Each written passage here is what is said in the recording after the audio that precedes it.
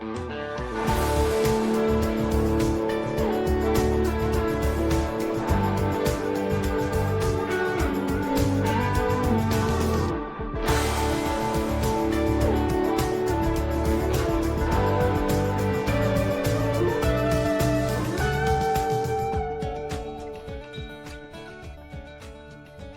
Jones. Yeah, thanks. Yeah, Welcome. I'm happy to be here. Welcome to Bilby and Ella. Our first guest. Yeah, this is your inaugural podcast, and it's good to be here. I'll tell you, we were in the middle of a thing before we fired up, right? This is actually pretty amazing if you think about it, because this is like three lame dudes sitting in their den, and this can go global. It's I mean, cool. that's right. That's a powerful thing. Yeah, it's definitely like a full circle thing for I me. think you're going to be competing with Fallon, you know? Just maybe Yeah, not. I already dreamed about it, so should be. Should be a thing. All right. How are you doing today? I'm good, man. So I've been hanging out with you guys, working on your projects for the last 2 days. I'm jazzed. Yeah, for all of our listeners, we do music together, William and I and Monroe. We both are artists, and we are endeavoring into this podcast land as well. And we're going to be talking with some guests about music, all things music. And Monroe's the perfect first guest. I mean, Monroe, do you have any words? Do I have any words for you guys? no, I was going to say Monroe's the perfect first guest. And it's funny because we've been talking like for the past year, and I felt like we've talked about every story, but Monroe always surprises us with new ideas, new ways to do things, new stories. And so it feels like I just met you. Okay, listen, I got a suggestion, if you guys are cool. I know I'm kind of inviting myself to the party. You are. Go for it. I think that like every 6 months or maybe once a year, we do this again. Okay. As like a check-in, like where we are now. I think that's I mean, and it's always, I mean, it's cool. Like, so Tim Ferriss, right? Tim Ferriss, he did this with his best friend, his first podcast. It was very much like this. And they like have a, you know, kind of a free-for-all episode every, whatever, 6 months or a year. And it's awesome. Oh, Kevin Rose, that's who it is. And it's really, it's a lot of fun because it's super casual, just like this. Right. And it's a where are we now? And it's great. But yeah, that's just a suggestion. I love that. You guys are going to be kicking me off the couch here. Anyway. No. I was thinking about all these, like, I have a lot of these questions just drawn up. I think maybe have heard the answers before, some I haven't.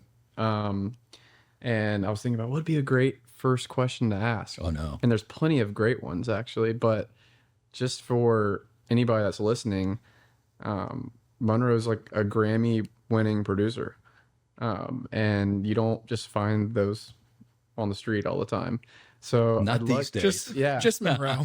Yeah, like Just kidding. I'd just like to hear. Actually, you do find them on the street. Yeah, That's exactly There where are you tons. find it. Yeah, tons of them. We can dive into that. We can dive into that. I'm sorry, conversation. dude. Yeah, we just picked Monroe off the street. No, but I just tell me about like, what's it like? What was it like winning a Grammy? Did you, when you were nominated, do you think you were gonna win? Like, what? Tell me the story about that. Well, you know, it's so look, I would lie. I'd be lying if I didn't say it's a big deal. It feels like a big deal, Yeah, right? I mean, when I was a kid, I mean, that's what you would watch and that's what you would dream about. I will say that maybe 8 years before that, I actually won one, but I didn't get the trophy, right? I didn't get the statue for another project that, and I was super excited that project won, and I was very involved in it. I did that with Brown Bannister, who is a great, you know, and he was super gracious. Basically, Brown's an amazing producer. He was swamped,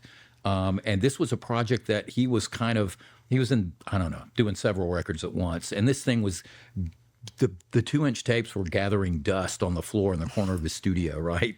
And so we had the same manager at the time anyway. They said, "Hey, come in here, and we want you to kind of take over on this." And so Brown had done great tracks, and I took it and drove it home. And it was a country duo like gospel thing, and it was like Billy Dean, and it was really cool. And anyway, that won a Grammy.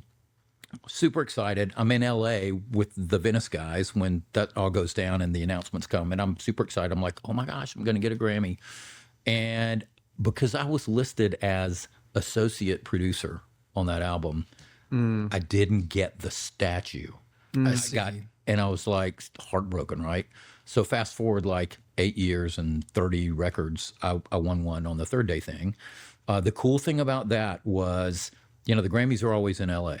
These were in New York. This year, they were like they used to be in New York like years and years and years ago. And so they had some kind of anniversary thing. They had it in New York. It was like a dream. So February, you know, my wife and I were in New York, and Simon and Garfunkel opened the show. Like, first of all, it's a super long show. There's like 4 hours before they ever go to camera. Oh, wow. Yeah. So, like, that's the category for guys like me, right? Like, there's a lot of wins before they actually roll the cameras. And so, so anyway, you've been sitting there, but I'm on the floor, you know, and I mean, right here in front of me on my left is Bonnie Raitt, and you know, right, I mean, it was ridiculous. It was like a weird dream, and it was so awesome. And Tony Bennett, you know, is like 2 rows over. I mean, it's just nuts. And Which so, record was this for? the Come Together record. Okay, what was the Like Grammy? rock gospel or Okay. yeah. And yeah, so we're there, we're on the floor, had a great time. By the time the show actually starts, that everyone sees you've been there for 4 hours. So you're kind of tired. But anyway, the TV portion of the show, Simon and Garfunkel opens it. Dustin Hoffman introduces them. This particular year, Coldplay, you know, had their second record out. They did Politic. I mean, it was just one of those amazing. They did a tribute to the Clash. You know, the Springsteen performed. It was just sick. I mean, it was like you can't believe you're there. So it was like, you know, it was an amazing experience. You're in New York. We were in New York. It's in February. Well, in February, it was the anniversary of when the Beatles came over. So all of Manhattan, every shop, you can hear Beatles music on the street because every store is, you know, piping it. And it was just it was like a dreamy kind of thing, you know. But yeah, it was really. And that was, what year was that? 2000. That was full 2004. Yeah, 2004. that's a long time ago. Yeah. And how long had you been in music since? How long did it take you to Are we going to open that can of worms? Yeah, we are. Okay, so Yeah, let's just like Do you wanna say- start with Okay, like all right. let's just start at the beginning.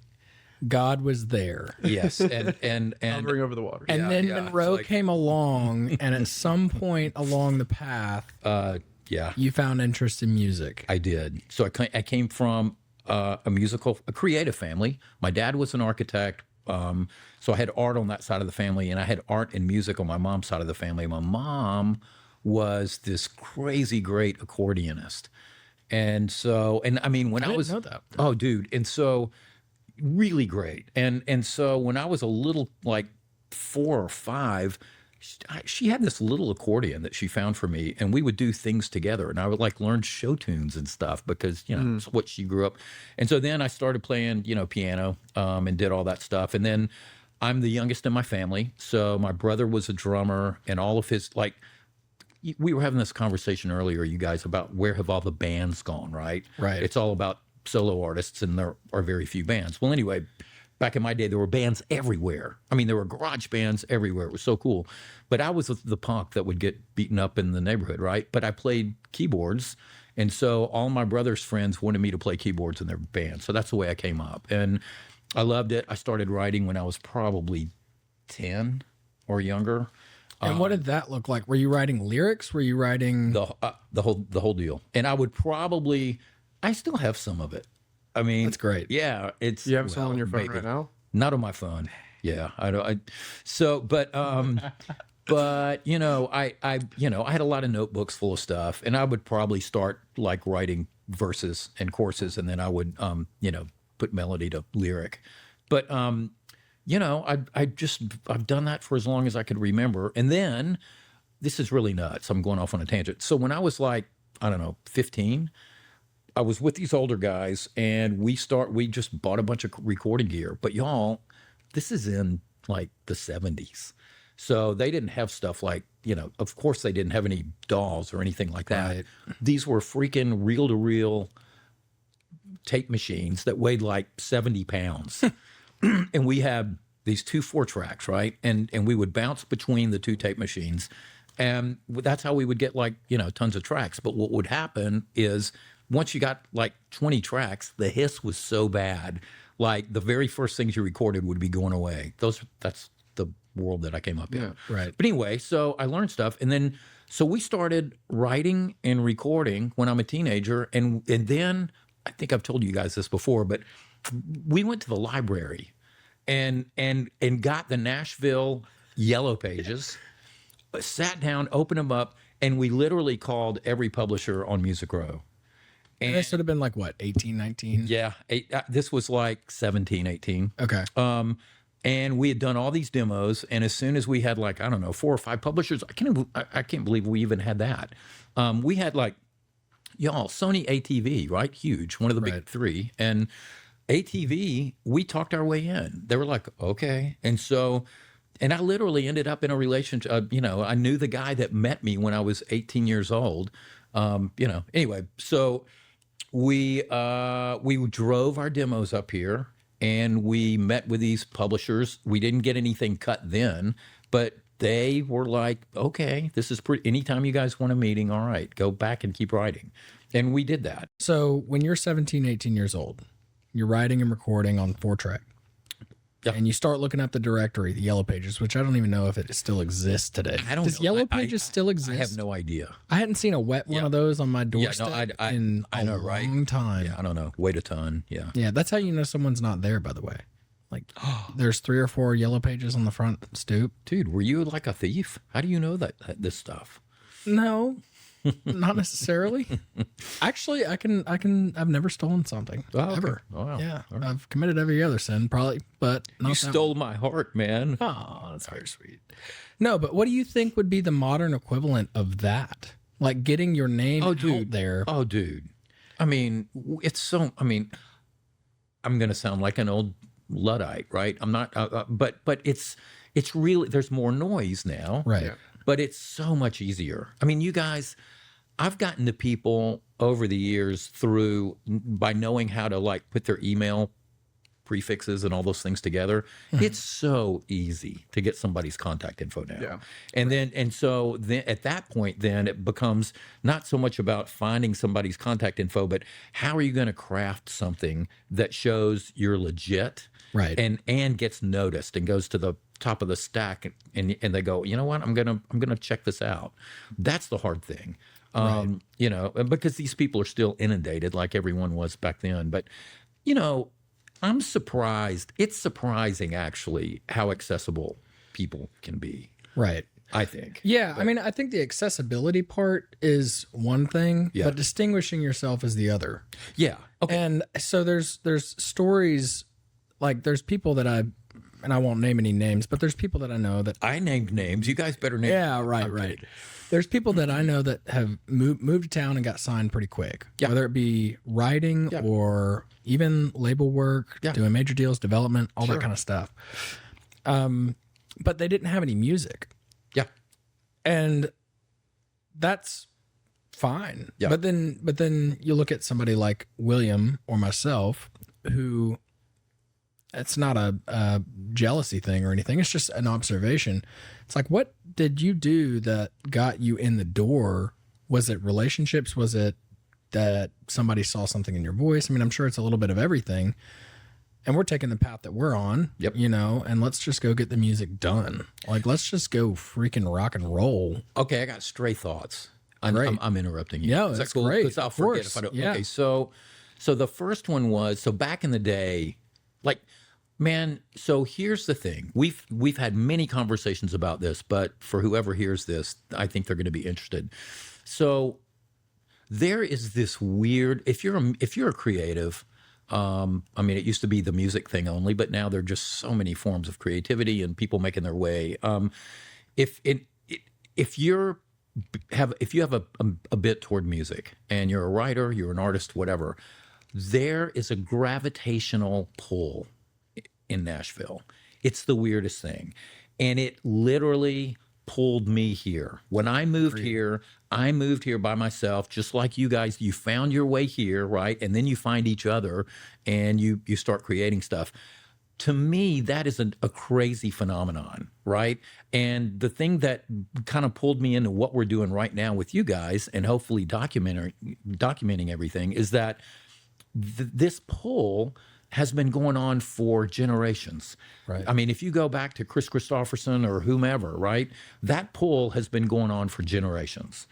And it happened to me, and I thought, oh, that's just unique to me. It doesn't happen to anyone else. Well, here you guys are in the same situation. You're in this house, man, in Germantown, and you all have your Ableton rigs in your rooms, and you're creating all this music. That is an amazing thing. And I think that's a story that we think, oh, that's just normal. That's part of our story.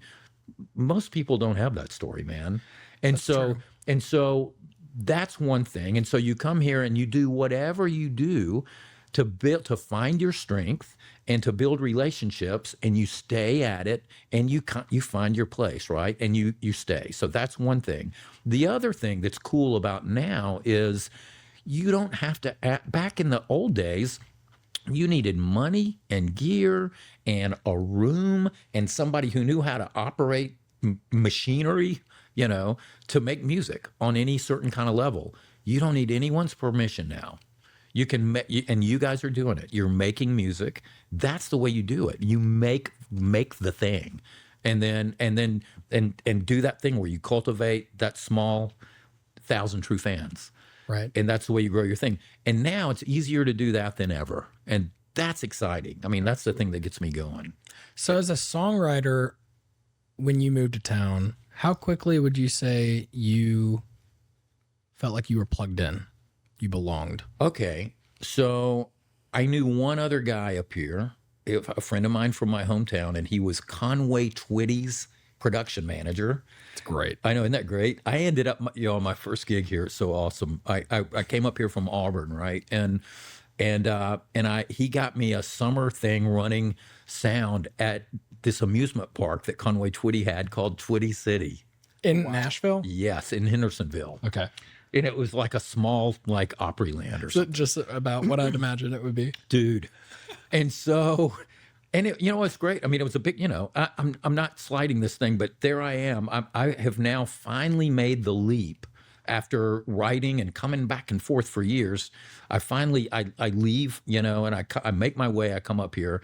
I'm working, I'm running, I thought I was going to be like at a console, like running live sound and stuff. Really, I've got a cassette tape that I'm popping in behind the board for some, what do you call it? Buck dancing, these kids that come in on a bus.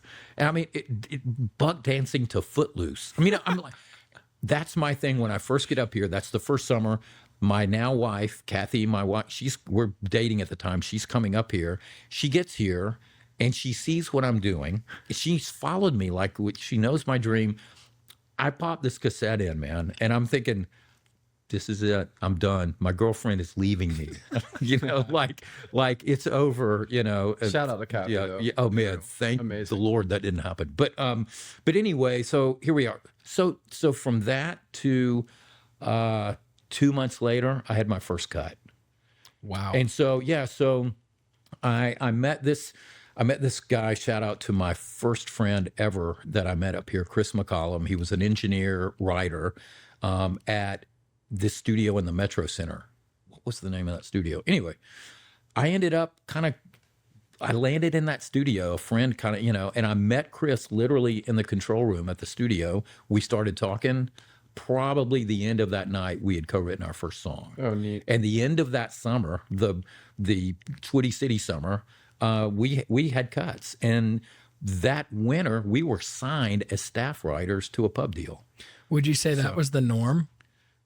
I don't know. Because, here's the thing. It's a scary thing to like pick up and move to a town when you're in your 20s. And, and go, oh, I'm going to try to find, So I think that eliminates a lot of would-be, writers and, singer-songwriters and stuff. So I think that is the first thing you got to do. I still think you got to do that. I still think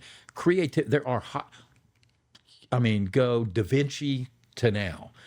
all these things have, whether it's the Renaissance period or whatever, great art has broken out when creatives get together in places on the globe, and those places become hotbeds for creativity, whether it's painting or music or whatever, right?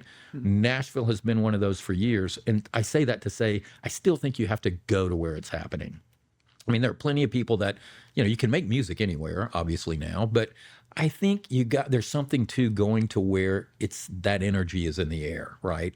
So I think you got to do that. And then I think that it's probably pretty quick that somebody realizes whether they're going to stick it out or not. And so and the other thing that happens is you're probably a big fish in a little pond in your hometown, right? Oh man, all my friends in high school, I was the guy that played and sang, and and so you think you're great until you get to a place like Nashville or L.A. and you realize, oh geez, and so then you either cut bait and go home, or you go, okay, I'm never going to be the greatest keyboard player or the greatest guitar player. But I know I've got this in me. What's my strength? Yeah, take inventory. For me, it was writing. And so I felt like that's where I could make my way. And so then you just, Well, I think so many times you hear the success story, like the tail end of the struggle and then the success story. Right. Or you hear the sex, drugs, and rock and roll. Right. Of the struggle. Yeah. But there's so many people that fall in that in between where it takes time to get that writing circle, to get the first, obviously a first cut, but. And, so part of that is,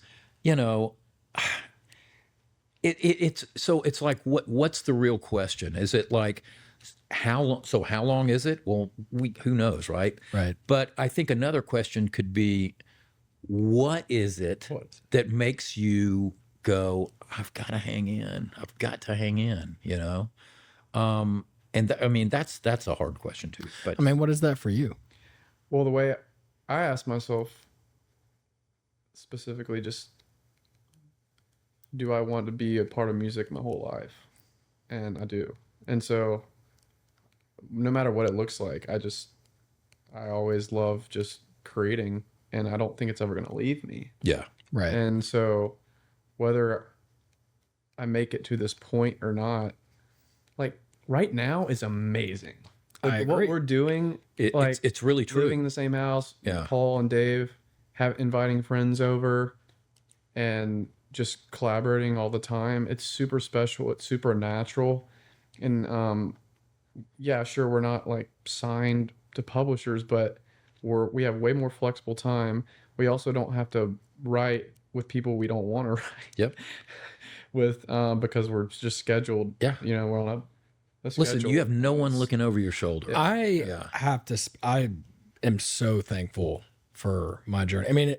When I first moved to Nashville, of course I wanted to get a publishing deal. I wanted to get a record deal and go fly high in the sky.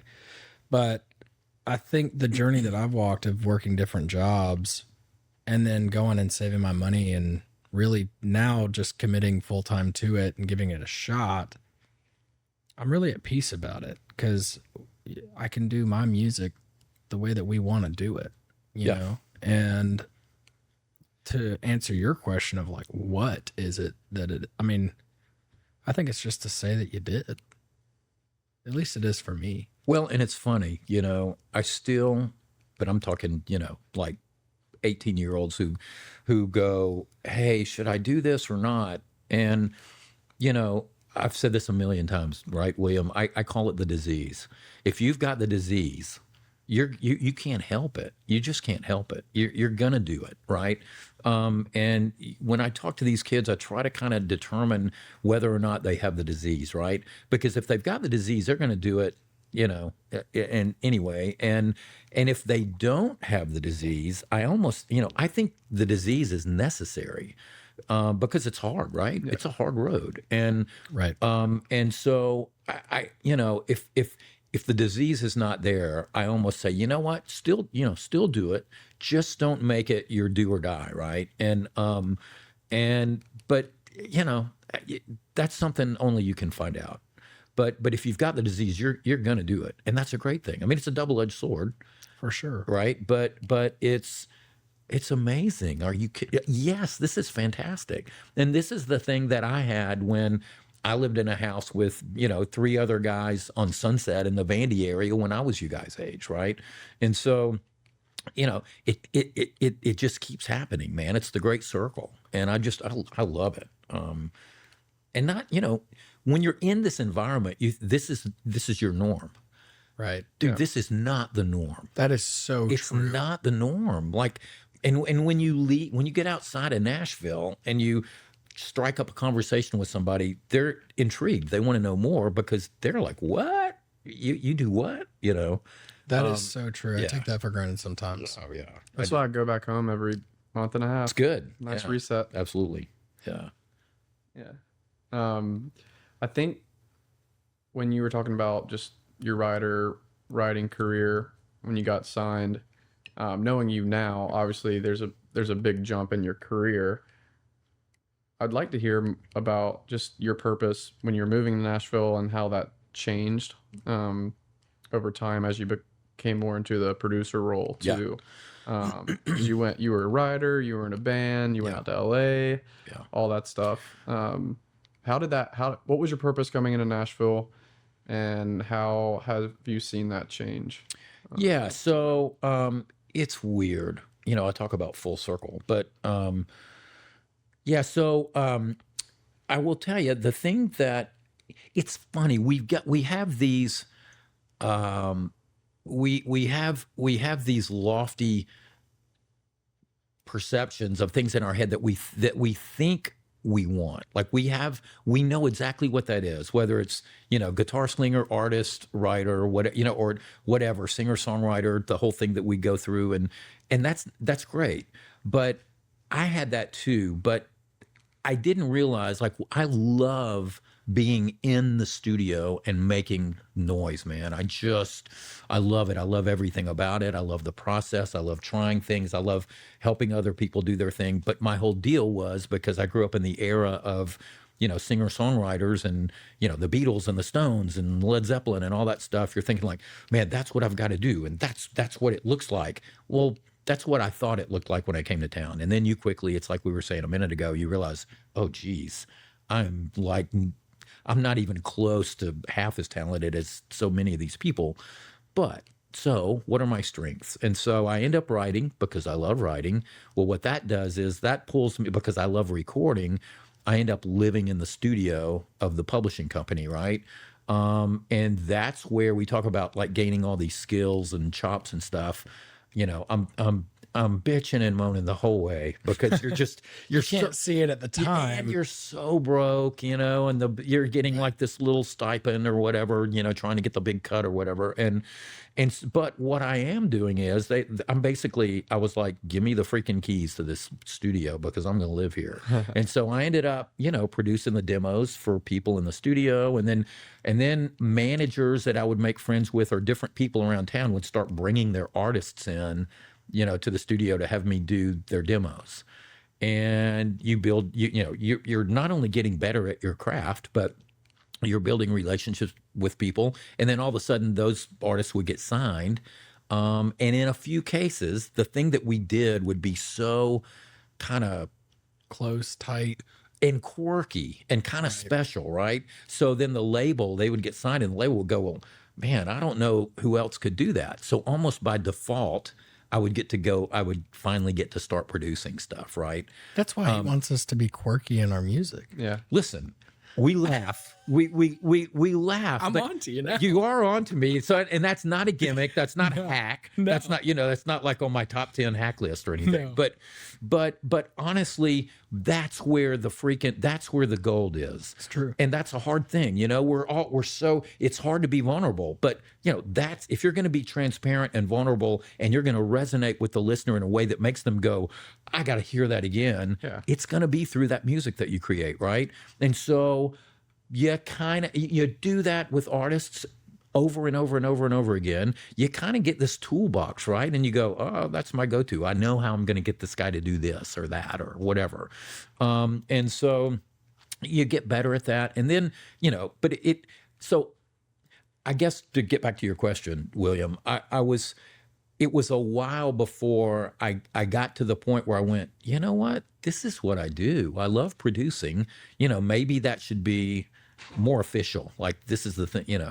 But along the way, I mean, you produce somebody and they get signed and it's a big budget and they have you in and then I just was like, okay, this is a role and I love it. And yeah, I'm gonna go down this road. But one more thing, dude. I know I'm going down a rabbit trail. No, great. Keep So I was doing that. I was producing and writing. That's what Judson Spence was the first artist. He got signed to Atlantic, and we did this thing together. Amazing artist. It just clicked. I mean, this was like this weird flower that just bloomed. I mean, it was a really cool deal. Anyway, he got signed. We go to L.A. I'm working in L.A. I'm in this band with these great guys, my brothers, the Venice guys, but I'm writing, I'm playing, I'm producing. And so, long story short, when I get back to Nashville, and this might be because my wife and I, got married and moved back to Nashville, the whole deal. I'm like, oh, geez, I'm married. I better figure out my thing. I thought I'd kind of like spread myself too thin, right? So this is kind of a faith thing, really, because so we get back and I think, okay, I'm trying to do too much. I'm going to just like if an opportunity arises here, for whatever the gig is, I'm going to take that as, okay, that's the thing. I'm going to focus, laser beam focus. I'm going to do that only. And I'm going to stop doing the other stuff. And I'm going to go down that road for as long as it carries me. Believe it or not, that was producing. Wow. Like I get back and a friend of mine who's, high up at Sony ends up giving me this project with another great friend that they signed named Marcus Hammond. Great writer. You guys know who he is. Great artist. Yeah, he's awesome. Anyway, great guy. And he wrote God Bless the Broken Road. Yeah. As well as many other songs. Only Love and Cowboy Take Me Away. All these great, Great songs. And so Marcus was great because like he had me, he was so awesome to have me to the party, right? But so that was the production thing. And so I decided, okay, so writing got me here, but I'm done. I'm just gonna go, if somebody begs me, sure, I'll, but so I'm just gonna do the production thing. So I literally I had friends that were mad at me because I'm like, I promise I'm not writing because I don't want, I'm trying an experiment here. Right. And so what I found out, and I told you guys about this too. So I decide, okay, I'm going to focus on production so I can go deep instead of spreading myself too thin and really help people with their craft. And then I realized with writers, if I'm not trying to like force my way onto the record with a song that I wrote, they're going to trust me more because they know that I'm not just trying to like get my name and my, songs all over the record. And that's not to say you shouldn't do that if you're an amazing writer and you can bring that to the artist. But Sure. But anyway, it just worked out. And so I literally for years, I went down and, I was doing 3 records a day for a really long time. I mean, 3 records at a time for a really long time. Yeah. And it was a thing that worked out. And then, I don't know, when I felt comfortable enough, I just was like, okay, I need to be writing, so kind of got back into that. Did you ever have like a producer mentor or creative mentor? Yeah. So I will say, so here's the deal about mentors. When you think about a mentor, you think almost like an apprenticeship, right? Right. Well, a mentor can be somebody you've never met. A mentor could be a dead person in a book that you read about and you go, oh, yeah, right? And so so in that sense, I've got tons of those, right? Yeah. But just everybody we've ever talked about that I grew up with, listening to. And then but when I got to town, I watched everybody in the studio. And I'll tell you one thing I learned, and I learned a lot about this in LA. I learned what I was not going to do. Because I saw a lot of relationships. I'm not going to name names here, but I saw producers literally belittle artists and shame artists and yell at them. I mean, like I saw... You yell at me. I do yell at you, but it's in love. No, but I mean, louder. you suck. You suck. No, but I mean, I can tell you, I mean, I know I've got stories of producers getting carried out of the control room because they went nuts. And I'm like, I'll never understand that. yeah. And I'm like, okay, how is that going to free the artist up to, Yeah. So when I got back, There's an opportunity. yeah, right. And so when I got back to Nashville, I was like, okay, I want to create a really safe environment for artists, man, so that they feel like they can let go and be vulnerable because, that's how you're going to get the magic. Yeah. So anyway, Tell us about your approach to producing in general and how it's changed. Like when you think back to Marcus Hammond to now, yeah. and all of the records that you've produced and all the success that you've had, what has stayed the same in approach? And that could be technical or relational. And then what's I guess grown? Wow. Okay. Great question. Yeah, that's a great question. Okay, so this is going to sound really extreme. I mean, why would I say this? I'm shooting myself in the foot. Often now, I almost wonder if there's even, dare I say, a need or a role for a quote producer. Right. I mean, people are doing pretty well. A lot of people are doing pretty well without the official role of a producer. Yeah, well, multiple people in a room too makes a producer. Yeah, right. All of that, and so I think you've got that synergy happening now without this one guy in the room going, yes, no, do this, do that. Back in the day, you had these producers that were bigger than life. And they had the egos to go with it. But they were brilliant. Many of them had all this stuff. I think that has changed a lot. If you could look back on producing since you started. Yeah. Sorry, I just splashed water all over my glasses. Ruh-roh. I took a sip. Sorry. You're Hold good. on, give me 1 second. Hold that thought. This is a great question, by the way, for any people that are aspiring to be a producer, any producer artists. Yeah. Just have a ton of vision. Oh, dude, we haven't even gone down the road of people not getting paid and Spotify and streaming. Oh, yeah. Good grief. All right, go ahead. So producing. Yep. You look back over your career. Yeah. And all of the records that you've made. What has remained the same? Yeah. And what has developed and grown? Okay. So we just said it a minute ago, and in the world at large, like as a role, I think the producer persona has changed a bit. You've got all these genius like Ryan Tedders out there, who are so great at what they do and how they go about it and knowing what a hit is and how to shepherd getting someone to that point. I mean, boy. So, in a way, that's amazing and more honed than ever. But as the bigger than life personality who comes in and as the producer going, the whole give me more cowbell scenario. Sure. I make gold records. That's the thing that I think is going away, which is died. Yeah, which is fine. And so now as far as like being in the dugout and making the music, like what I'm doing with you guys is not really unlike what I've done my whole career with people. You're searching. I'm trying to help you grasp that elusive thing that you've had glimpses of in you that is there, right? That's going to resonate with whoever that listener is. I'm helping you find that and identify it and grab hold of it, right? That has not changed, and there are a million ways to do that. And in my experience, it's been from like therapy sessions, right, to co-writing and playing on something, to going, oh, you hungry? All right, let's order food, or I'll go get you something. You know what I mean? Everything to creating a vibe in the room, literally aesthetically and everything, to take that artist there so they feel like they're in the place where they can create, right? All of that stuff plays a part. And I think I think it's good to kind of have your eyes wide open and be aware of all those kind of things that you have to do, right? Now that's just me.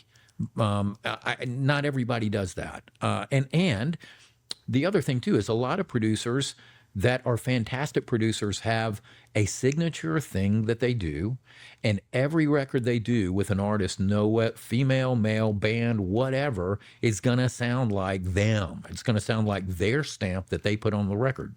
Now, this is not. I mean, So what is that for you? great example of that would be like Jeff Lynne, Traveling Wilburys, all the, Tom Petty stuff, he's got a very, and he came from ELO, right? And he's got this thing, you can tell when Jeff Lynne's hand fingerprints are all over a project, right? But that's a great thing. If you want that, that's a great thing. My deal is I try not to have a stamp. I try to make sure whatever that indelible thing that the artist has, I try to draw that out of the artist. Yeah, right. And now that's not easy, Right. because you got to fight your way through with the artist and against the artist and for the artist to until you get to that point where they go, there it is. And we kind of had that moment with you yesterday, right? Right. I hate that we didn't get that on film. Oh yeah, I thought about it at one point. yeah, we and I can should have thought twice. we can tell the story. Well, the best part about it is every time you work with them, it happens. Like every time, like even for the 30 minutes we were upstairs. Oh, yeah. It just happens. Yeah, dude, that was like jerking the steak. Having to, it's all right. Meetings, things come up, but yeah. So I mean, that's the thing that I try to do, because I think I don't know. I think you're serving the artist more by working to try to pull that out. Yeah. So if you were to think back to one specific artist and seeing, or a couple, and there were like, you had those moments where it's like we landed on it and then all the way to execution. Yeah. What was the artist and what was the moment? Like, what was the thing that made them them? Okay. So, Is that a fair question? yeah, absolutely. I mean, I feel really fortunate that I feel like I had, and these aren't records that everybody knows, but I feel like I had a lot of those moments that happen though, whether, like the Third Day guys, we had all kinds of magic moments. And you know what? You can almost, I'm a nod to Mac Powell. He could sing the phone book. Right. And, I mean, if you almost, I don't want to, I mean, he's involved with a lot of great producers as well. So I'm not taking anything away from them, but part of the thing was with Mac, it's like, well, just don't screw it up and you're going to have something. 'Cause Right. he's so great, when he opens his mouth. But all of those guys, the thing that Third Day had as a group, it was one of those things that they say that's bigger than the sum of their parts or whatever. There was a special thing, an energy that happened when those guys got together and did their thing. And if you could capture that, and so the first time I did a record with them called Time, and they wanted to do this very, they're all from the South and they love Southern rock and that's in their bones. And so, and they're really good live. Right. And so their thing was, man, that's the record we want to make. And fortunately for me, the first records that I do with anybody, they often are the most special records because it's new. You don't have any preconceived notions. You can get away with more, because it's like you don't, so we tried a lot of stuff, but we found the studio called Southern Tracks in Atlanta, which is Brendan O'Brien's home base, right? Where he did like the Pearl Jam records and the Train records and Bob Dylan and Springsteen, all this great stuff that he worked on, he did it there. And I was scouting out studios in Atlanta with Jim Deneen, who we're going to be in with in October, right? And we happened on this Southern Tracks that we heard about, and we went in there, and we're like, oh, here's the fairy dust. That studio was set up to, I think maybe Brendan stumbled onto this with the engineers when they were doing the Pearl Jam things. Third Day was like, all the energy happens when they play live. Right. So it's like, okay, we need to try to simulate a situation where we're capturing this stuff live and they're not like all cordoned off in booths and headphones, right? So at Southern Tracks, they had the room set up literally where they could stand around, no phones. There are monitors, there's bleed in the room, but somehow it wasn't enough to like alter stuff. And dude, they played as a band, man, on that record. and the energy was there, and it was awesome. And that happened at that studio, and that's where everything lined up. That's going to the nth degree to go, okay, how do they want to do this? Well, we want to do it live without phones. And I'm like, oh geez, here we go. But you work until you can try to accommodate that. Yeah. And it's a give and take. If there's a little bleed, so what, man? This is a live band. Let's capture that energy. That was one of those moments. Then there were singer-songwriters. I talk about Chris Rice is an amazing example. And, we were roommates forever. And he just had this thing. Like when he just sat down and played and sang in the way that he wrote, it just reeled you in, and we would do demos like at the first publishing company I ever wrote at. He would come in and we would do these late night demos. And I left. I went to LA because of this record that I did on Atlantic with Judson Spence. And 5 years later, I'm back. I'm married. Chris and I, we've reconnected, but it's whatever. And a guy who had this label called Reunion Records, Michael Blanton, all the Amy Grant, Michael W. Smith, all that stuff came up there. Anyway, he was like, hey, can we meet? I'm like, sure. So I go in, I sit down with Michael in his office over there. It's now been, I don't know, 5-6 years since I did these little demos with Chris Rice. Like, no, to my knowledge, no one had ever heard them. They're way deep in the abyss. Way deep in the abyss. Right. And we sit down, I'm meeting with Mike Blanton, and we're talking about this stuff. And he goes, man, and I was pitching him this artist that was trying to get a deal. And he goes, this is really cool. It's great. The tracks are really great. I don't know that we're interested in this artist, but there's one thing that I absolutely love that you did. And he goes over to his desk. He pulls out this old cassette tape of those Chris Rice demos. He goes, this is unbelievable. I'm like, what? Where did you really? Where did you? Yeah. Can I just say something? Yeah. Before I even met you, there were a few songs growing up that I listened to that I cried to. Oh, dude. And multiple, I can name 2 at least that I cried to, and they're the ones that you produced. Well, dude, I didn't even know you. Amazing. And here's the cool thing to Chris's credit. He did that. Yeah. I mean, we really knew each other, and I really got his thing, and so I feel like you've got that, that thing, where we really got each other, and so I was able to help him do his thing. But dude, he did that because it happened to me too when I would listen to his stuff, and I'm like, geez, man. But anyway, those are real moments, and here's the thing: the records. That the projects that I did with people that led to things that might have been something, might have popped. It was the records that were special, that were under the radar, but the people that loved them. That was the thing that would end up getting me to like another gig with an artist or something.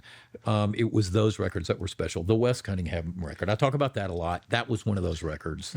That was kind of a Music City record, wasn't it? Yeah, totally. Yeah, but perfect example. So Wes was a Waco kid, went and from Texas and literally loaded up his old beat up Suburban, man, and came to town, and like we all did, and his stuff was amazing. Y'all talk.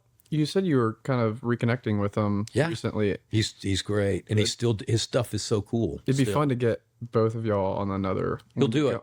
I'll get him back. We can get him on there. I will get him. He's so awesome. Yeah. And here's the thing. So, and I haven't told him this, but the most recent stuff he has sent me.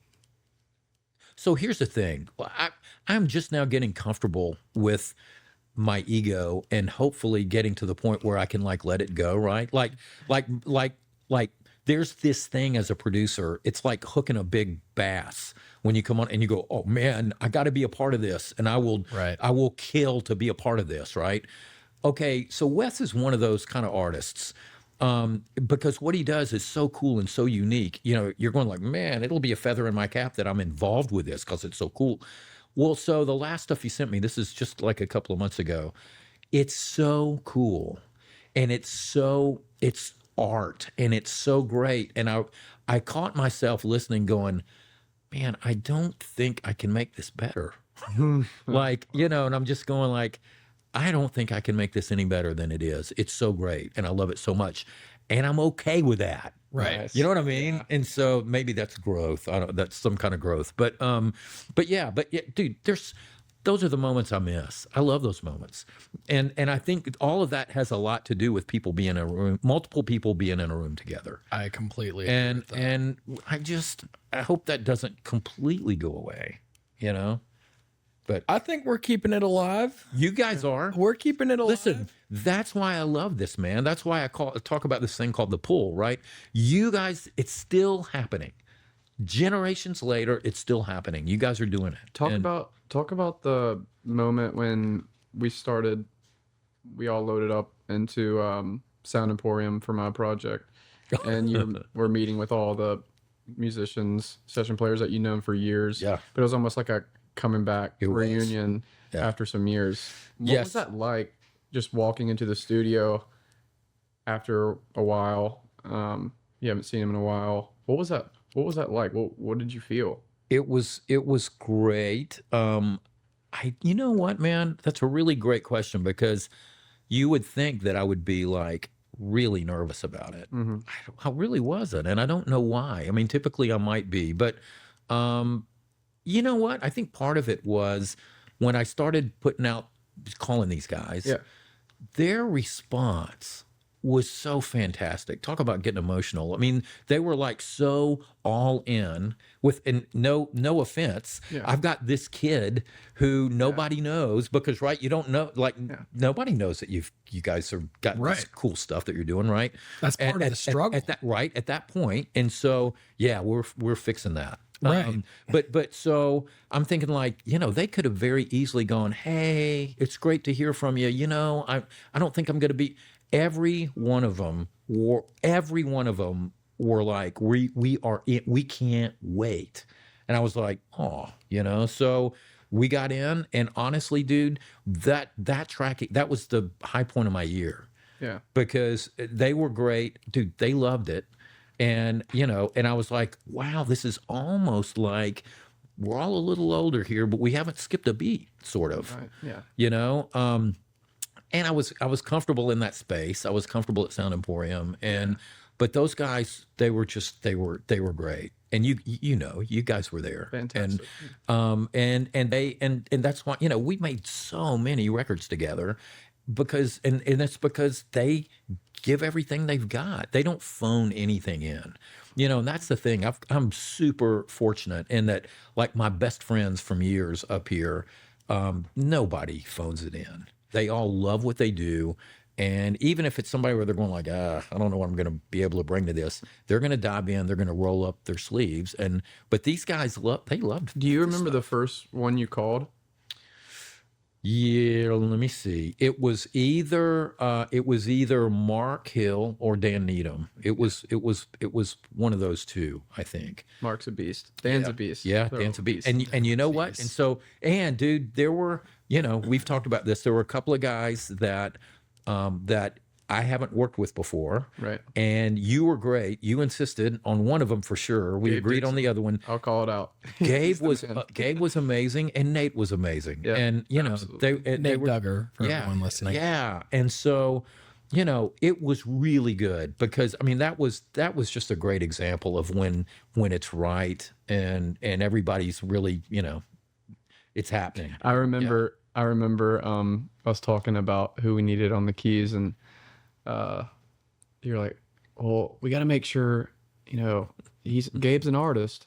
We got to make sure that he can, he's malleable, so he can work with your stuff. I was like, Monroe, Dude, I've seen him live. listen, That dude plays piano better than he breathes. buddy, I give you He plays piano in order to breathe. yeah, I give you all the credit. I mean, and so, you know what? Honestly, that's kind of revealing, because that reveals a little of my, oh geez, I'm a little fearful here, because I really want to stack the deck, because we want to make sure we get what we went in for. Right. And we got more than we went in for. Absolutely. Right. And yeah, that was a good call, dude. It was fun. I hate him, but no. Such a sweet guy, such a great guy too. Yeah. But it was magic. It was fun. Yeah. Yeah. Shout out to Gabe. He's got some new music out too. I can't wait. Yeah. Speaking of shout outs, Yeah. you came with your new dude. Manjong cards. All right. Yes. Please tell us All right. all about this. This is really quirky. So, all right. So, okay, we've been talking about roles and producer roles and all this stuff, right? I promise I'm not going to try to get too far off the path. So, for my whole life, that whole disease pull, all that crap, right? That was music for me. And so, when I was in the thick of it, I would often think, wow, what if this goes away, or I end up morphing and having to do, will I have any passion whatsoever? Like the muse, will the muse go away? Well, what if the muse goes away and I can't do this anymore for some reason? Look, if you do this long enough, they're going to be those seasons. I've had those seasons, right? Right. And so the cool thing for me that was kind of a gift was, okay, I find myself in a season where I'm not making music with anybody. Well, geez, I'm doing audiobooks, I'm shepherding, I'm narrating stuff for people, I'm doing all kinds of video stuff. I'm creating and I'm making content for my own stuff and for other people and all that, like with a and I find that I absolutely love it. So then I start to go, oh geez, I've acquired more skills here. Here we are now. We're recording audio, we're recording video, and we're talking about your music. I mean, there's so much now. There's so much on our plate, and and I find myself doing all that stuff. I absolutely love it. And I find that when I'm working with people in whatever capacity it is, all those things overlap. There are many different things that help to get you to that flow state and to that place, get you over an obstacle when you're in the middle of a project, to get you past that place where you're stuck. A lot of the tactics that I've used with people for 30 years it works in anything that you're creating. I mean, it could work for a painting. You're laughing at me because I'm getting animated, huh? No, I was just going to say it's a Grammy award-winning producer in a card deck. Well, yeah, right. And dude, great. So here's the deal. Hey, no, but I mean, honestly, so I've always got all these things that I learn and that I've learned over the years and things that have resonated with people. Yeah. And so I just thought, listen, I'm not the first guy to do this. I'll tell you, Brian Eno is famous, amazing. Okay. Producer extraordinaire who is a mentor, for me growing up. I thought, Brian Eno, amazing. Daniel Lanois Brent. What did he produce? Well, a million things, but he's also an artist in his own right. Right. With all these great atmospheric records and all these things. How about Joshua Tree? Okay. With Daniel. Yeah. You can start and end there. Yeah, amazing. Well, so anyway, but he's got this famous deck of cards that's really wacky that does, and I've actually never seen it, and I just know the legend looms large. But I thought, okay, it might be fun if all of these different things that I've used with artists over the years, these insights, I could put in a card deck.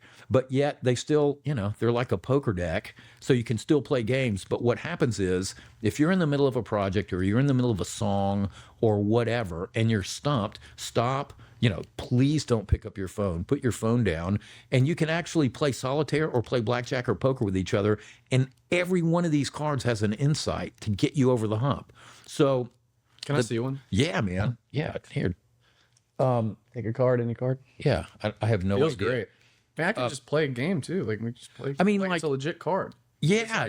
Dude, 8 of clubs. Well, so here's the deal. Clubs. It's the real thing, because I had to make sure, like, this has got to feel like the pro poker decks that we grew up with, right? And so it's that, but you've got like, you can apply these to so many things. Like, is it you enough? Apply 3 constraints. Okay, so constraints and limitations, you guys, that is a freaking creator course that we could go deep on right there. I mean, everybody thinks they've got to have the latest, every piece of gear under the sun, and they've got to have the kitchen sink. No.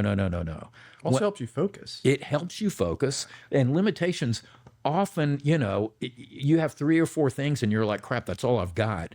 But what happens is oftentimes you create something that's way more focused and way more kind of stylized and unique because of the constraints that you employed, right? And so anyway, it's stuff like that.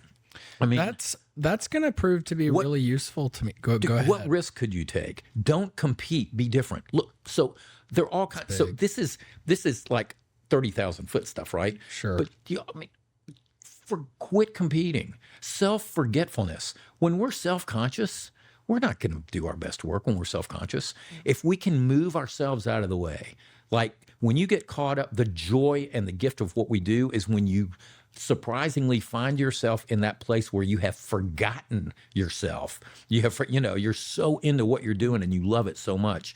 That's what these things are. That's where they're trying to take you. So I love that. And dude, and I mean, they shuffle. They feel great. Yeah, come on. I mean, when I get to, everyone hits roadblocks creatively, and I have become a lot more sensitive to metaphorically step away from the mic when I sense that. Yeah. And a lot of times what I'll do is I'll just go pick up a book or pick up my Bible or, watch something, and I've just got my ears open, because at least in the last year, what I've realized is I'll stumble upon something just by virtue of changing course and doing something else. Yes. So this is great. I'm really excited to see what comes out of this and using this card deck. Yeah. Look, I mean, you guys know this, and I've like beat you guys over the head with this. I've got my beta testers out there. You guys are part of that, and I'm really interested. I mean, to see if what stories emerge from this. Like, I was stuck here. The 10 of diamonds got me out of this. Ooh, yeah. And so I don't know, but yeah, so there are things that we know. All I'm doing here, I'm curating. These are things that we all know. They're isms, and it's a little bit of wisdom here and there and all that. But I've curated it into and I've got a few of those now. I've got another creator deck. Those are Manjong creator cards. I've got another creator deck. But like that whole thing about people getting ideas in the shower. Well, that stems from, you need to take a break, get up and walk outside. You'd be amazed, divert your mind from what it is, and because your mind continues to work on it. Right. And it's going to solve the problem. It's going to get you over, whatever where you got stuck in that verse or that chorus. Or Aaron Sorkin, A Few Good Men, amazing screenwriter. He said he takes like 7 showers a day. He's clean. He's very if clean. he's not, then you just that's right. That's his problem. Yeah, at that point. Do you think he uses shampoo every time? Oh, I know. No, I have no idea, dude. No way. No, because his hair would be like mine. You'd be blowing through shampoo left and right. Yeah, but you know what? They're just they're a help. They're a breakthrough is what those are. That they're designed to be a breakthrough. Yeah, I'm so excited to utilize these. So where can people find or get access to these? So here's the deal. This is my hope. So, right now I've got these seed decks out, right? Then so it's invitation basically. I'm clubbing y'all on the head, right? And going, you got to use these. What I want to do, so eventually, I hope to have them on Amazon and all that. But the next step here is, so like my website, people can find me at monroejones.com. This is so freaking early in the game that I don't even have, but if you can reach out to me there and find a deck, I will get you a deck. But the site should be up in the next couple of weeks. And that will be monjongcreative.com. Monjon. And that's, it's my name, but it's literally, it's like the only thing that wasn't taken. We'll link that in the description too. Yeah. And there actually is a Manjong. It's a little animal in Australia. And not that this is in the cut, but like when it does come time, we'll make that. We would love to make that announcement. Oh, dude, too. Listen. So I'll make the ad for you if you're like. I love it. Perfect. We could do it, and it can even be cheeky, and you guys can be in it or something. It could be fun, and it's one of the breaks. I love it. Yeah. Love it. This episode is sponsored by Menor and Marshall. Yeah, that's right. Dude. Oh, yeah. James Monroe. Yeah, James Monroe. That's right. Yeah. It's great. I'm excited to use that in the session. I think what's super neat about those cards, it makes me think about that person in the room that really allows you to freely create without any dead time. Like no time where you just feel like you're beating your head against the wall. You can't figure anything out. Like I think about you, Monroe. Like when we're in the room, rarely do we have that moment. I think about other people. I think about Alexander Bainham, one of our dear friends.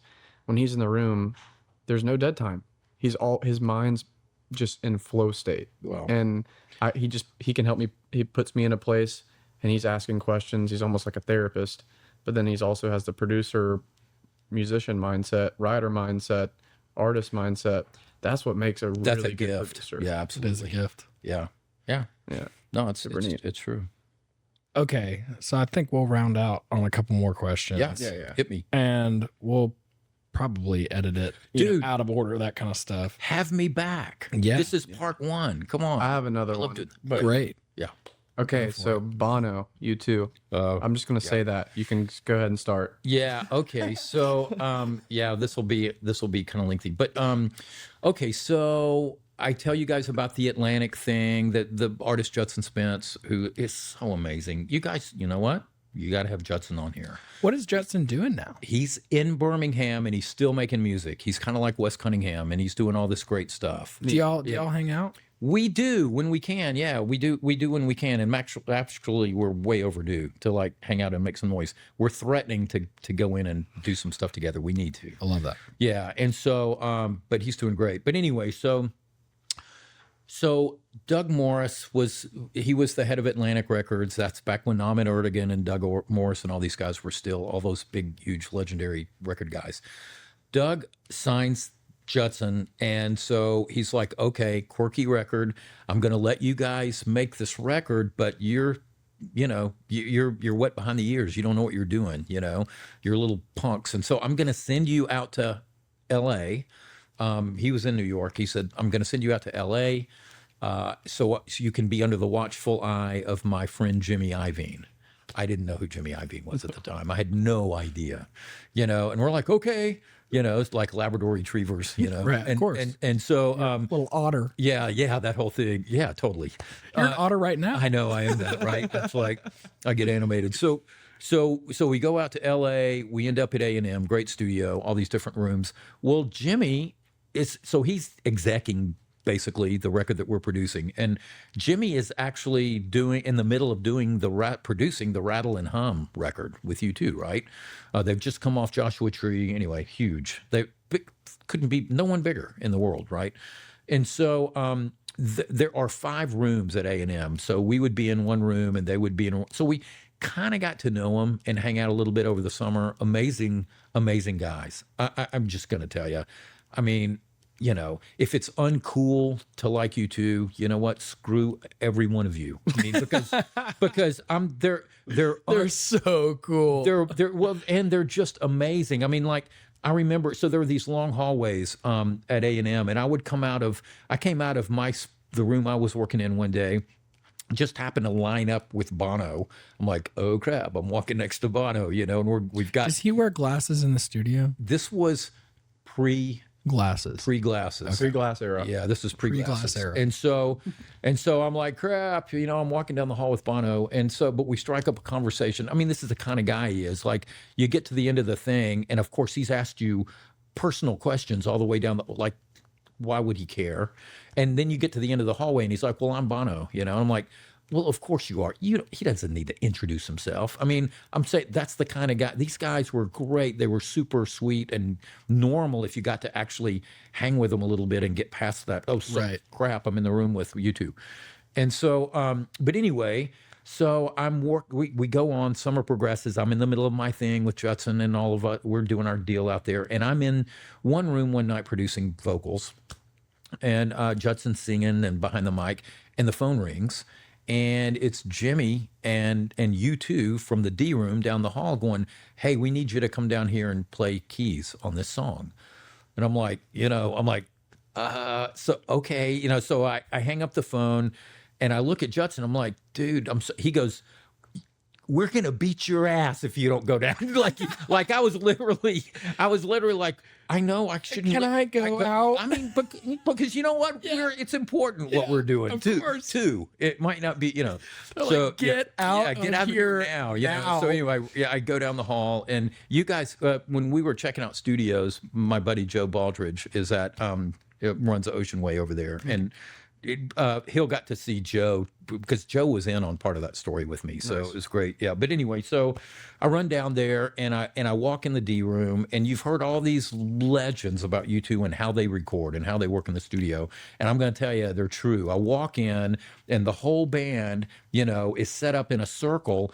And there's this one sad little synth on a stand in the middle, synthesizer keyboard on the stand in the middle of the thing, and I'm like, no lie. Yeah, and I'm like, oh, I kind of walk in there. I'm like, okay, and I felt like, but they were in all, it's because they're trying to go, hey, welcome, and we're gonna, we're paying attention. You have something to bring here. We know you do, But it feels a little bit like there's a spotlight from the ceiling. It was about to get burned at the stake. It was horrific. Was it the most nervous you've ever been? Yeah, probably. And thankfully, the song is called "All I Want Is You." I didn't get credit, and it's okay. I mean, the experience was, but I was telling Hill earlier, they recorded hundreds of versions of these songs, and it took them a year to do Rattle and Hum, and it's a double album, and so anyway, thankfully that song is like 3 chords, right? And so I was like, okay, so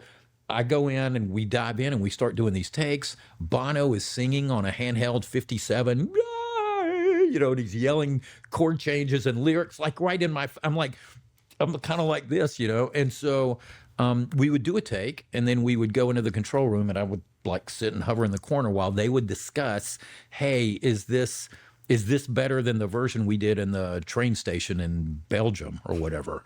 And I'm just like going, wow. So you realize, oh, this is something they've been working on for a year while they're on the road, and like all these great stories. They cut stuff at Sun in Memphis, which had been a museum forever, but Elvis recorded there. So, of course, and they carted in gear and all that. Anyway, so we do this. We bond. We do our thing, right? And so, and I would bump into him occasionally, over the course of the summer. And hey. So, end of the summer.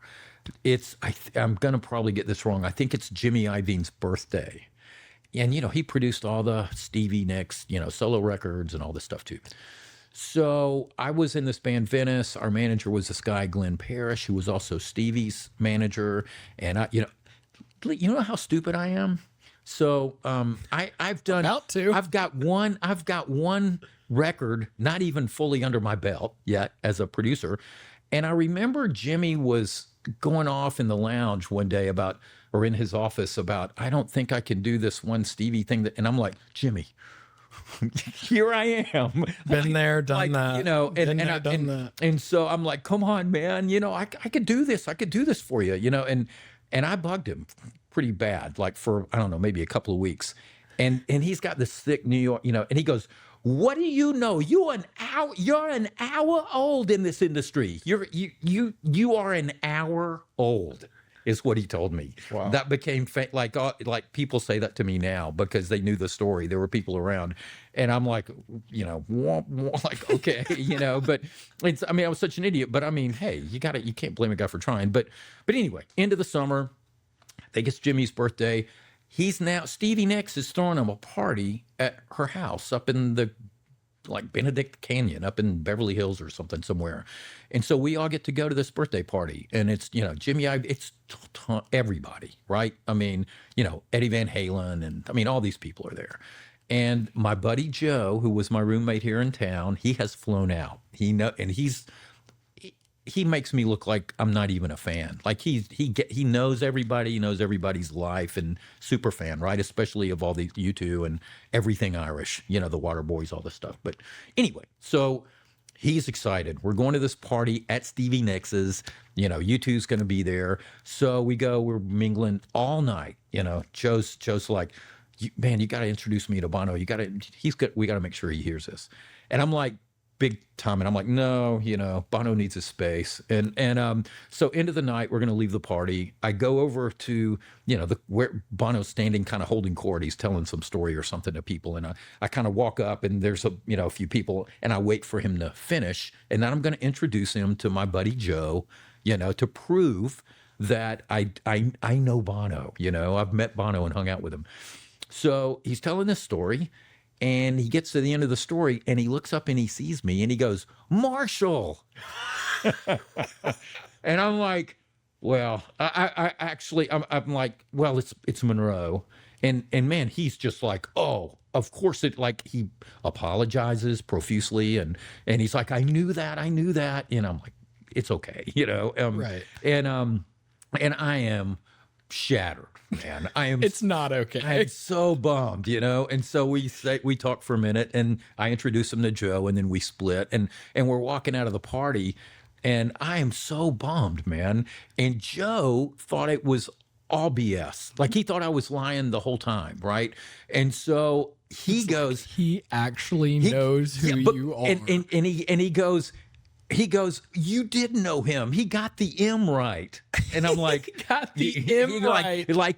That's all Joe needed, man. He's like, yes, I hung, he didn't even hear that he got my name. He didn't even care that he got I hung with Bono. And so, yeah, there you go. That's my Bono story. But that's a great Bono story. Yeah, right. Yeah. I don't have a Bono story, so that's a great one. You know what's crazy? A lot of people in Nashville do have a Bono story. Yeah, but yeah, there you go. So that's nuts. Can I see your phone real quick, if possible? Yes. Just want to try something out. We might cut this out, but okay, go for it. Can I get off of airplane mode or Wi-Fi? We're still on Wi-Fi. Okay. Y'all keep talking if you want. Oh no. Yeah, Monroe. If there's one thing, and you can't have a non-answer with this. Okay. Oh geez. If you were to go back and change one thing or do something differently over your entire career, what would that be? That could be an action or it could be how you'd approach something. Maybe it's a decision that you made. Boy. So here's the deal. I mean, it's a bomb. Yeah, this is kind of a bomb. So this is going to be me being really vulnerable. Great. So there was, there's more than one, but this is the one that it's so weird, dude. The second I knew where you were going with this question, this is the thing that was just like, meh, meh, meh, in my head. So this has got to be the one. So, this was in the middle of like the Third Day thing, and we had probably done 4 or 5 records. And I love these people, the A&R guys. This is not a disclaimer, but Blaine Barkus, great guy, and we're lifelong friends. He was at Provident. We've done 1 million records together. And anyway, so I get a call from Blaine, and Blaine is like, yeah. So here's the deal: we've now gone gold and platinum. They were at 250,000, not because of me, but I was part of it, but there were, and now, boy, own it. They own it. And we've come off, I don't know, the Come Together record where they got number 1 and 2 song of the year. Who get, all the stuff. I mean, just huge stuff, the Grammy and all that stuff. Right. And that all happened in the same year. Yeah. And so Blaine is, hey, the team has decided, I won't say names, but anyway, the team has decided they want to go in a different direction on this next record. They want somebody else to come in and produce the quote singles. This is after we're coming off the 2 top songs of the year. Right. 1 and 2, right? And I mean, they were front page of the page. I mean, it was huge. And I'm like, okay. And they were like, you can still do part of the record if you want, but we're going to give the single. And I'm like, and I said, dude, I don't want to do that. And I mean, this is a record that had paid for this is what am I calling? a series of records that has paid for my house and my studio and kind of gotten me to a point. And I was like, no, I'm not going to do that. And here's why I'm not going to do it. I'm not going to. It's okay. I'm not going to do it because I don't want to split. I don't want to split my records with another producer, because the records that I work on are very focused and they have a thing about them. You know, like we talked about concept records and all. You know, it's almost like reading a book. And I mean, I have done it before, but I didn't like doing that because I felt like oftentimes it ended up with a disjointed album, you know.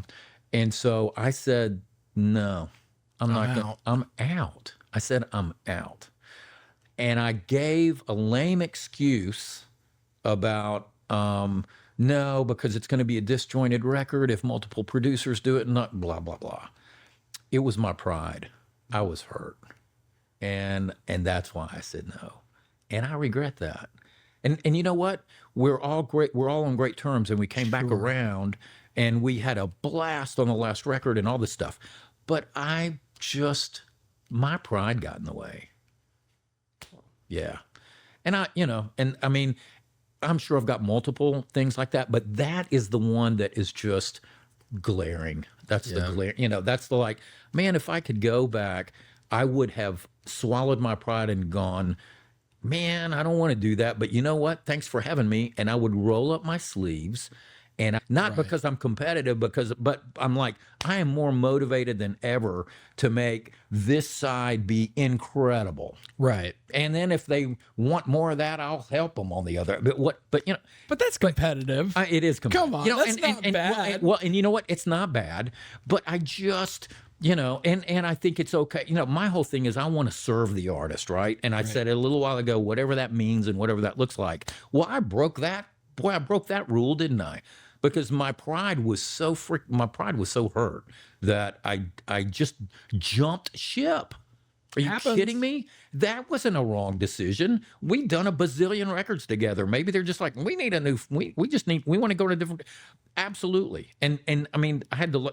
And I tell you guys too. You need to work all over. I mean, do what you need to grow. Don't hitch your thing to only what I can bring you, right? And so, but man, I was in the middle of it, and I was not expecting that call. And anyway, so there you go. Is now an appropriate time to break the news? Okay, look. We do have a second producer coming in. Which is, and listen, absolutely. And you know what? I will cook you guys dinner while you're making tracks. The nice thing about working, we were talking about it a little while ago. The nice thing about working with like these guys that you've been working with for forever, is there's a give and take on both ends. Oh, yeah. Not saying old and young, but no, there is older, younger. Yeah. For me, it's like, man, all these guys have been on all these records, and I mean, Time, I never said this earlier, but Time and Offerings were my first 2 CDs. Oh, that's cool. Well, yeah. I mean, they were literally my first 2 CDs. I love those records. Yeah. That's where it worked. They were great records. Yeah, I think those are great. Wire was a great record. Wire's too. a great Did record. you produce Wire? No. Who produced Wire? I think that's Brown. But you know what? That's a great, I can't remember if that's Brown. I don't know who produced it, but that's a great record. I'm not buttering your biscuit. No, I really dude. like Time and Offerings, though. Well, I do too. But Did you do Offerings? I did. I did both Offerings. That's what I thought. Yeah. But anyway, really quick story. I'm not going to name names, but this is just one more of those that's actually humorous. There was another band that I'd worked with, and we did this amazing first record on them, and they started to blow up, and they were out there touring. And the lead singer, he and his wife were having a baby. So Kathy and I were going to throw them a baby shower at our house. So we had this huge thing. We threw, and we had them over, tons of gifts and all this stuff. The party happens. Everybody's gone. Me and the lead singer of this band are, we're now kicked back and we're drinking a beer. And he goes, Monroe, what if I told you I didn't want to do the next record with you? Oh, we've just thrown them a huge party. Awkward timing. I mean, okay. I mean, I had to laugh. I mean, you got to laugh at that. Right. I mean, that didn't hit me the way the other thing did because I don't think there was the investment. But right. But I mean, hey, you got to love these stories. I mean, you know. I wouldn't say I'm always the best at reading the room, but it's all right. usually when I'm not good at it, it's pretty bad. Well, hey, we've got a license. We're wacky creators. That's true. You know, we don't know what we're doing. So, Well, I got this other thing I want to just try and see. I'm gonna play a song, and This will be good. we'll just talk about like. okay. I think for me, I always really love understanding how different people perceive music. Yep. And it might be obviously song by song basis, but especially from a collaboration standpoint, it's a strength to understand where people are coming from and knowing their strengths. Yep. And what they gravitate towards. Sure. And so it'd be fun. Just fun to do. I'm just play it, and then we might play it just like a legit recording of the Absolutely. podcast. But We could call this "What Do You Hear?" yeah, what do you hear? What do you hear? I dig that. Welcome to the All part right. of the All right. show where we ask, So, "What do you hear?" Maybe we first take contestant. our headphones out because Yep. it might be better. Yep. I don't know. Yeah. Going through there, we'll see. We'll see. Just do both. What do you first gravitate towards, or what did you first hear? Well, okay. So I lived through that when it came around the first time, right? Yeah. Whether it's, Al Green or the Stylistics or Marvin Gaye or Yeah. Right. the Spinners or all those kind of groups. The thing that I love now, when I hear something like that, and I think that's nailed. It's an era. It sounds fresh. It doesn't sound stale, but it really harkens back to that thing that I'm talking about. Well, in a way, I love hearing that because that means that all the cats coming up now, they're listening to that stuff. Yeah. And now they're taking it and putting their spin on it. Absolutely love that. So I think that's what I'm hearing there. But dude, I mean, the first thought that hits me is it's got somebody studied and it's got all the legitimate retro elements and components. The Glock, ding, ding, ding, all that stuff, that's all classic, like early 70s soul, R&B and soft rock soul. Yeah. But there were some new twists on there too. Like I heard the Ottawa kind of some of those guitars. Yeah. So here's the thing. Like it's well modernized. It's well modernized. What an art. What a trick. I mean, I don't want to call it a trick. That's not the right word. But there's a lot to getting that right. You know what I mean? And the crazy thing about now is plugins and things have gotten so good. I mean, and it hasn't been that way forever. There are multiple ways to do it.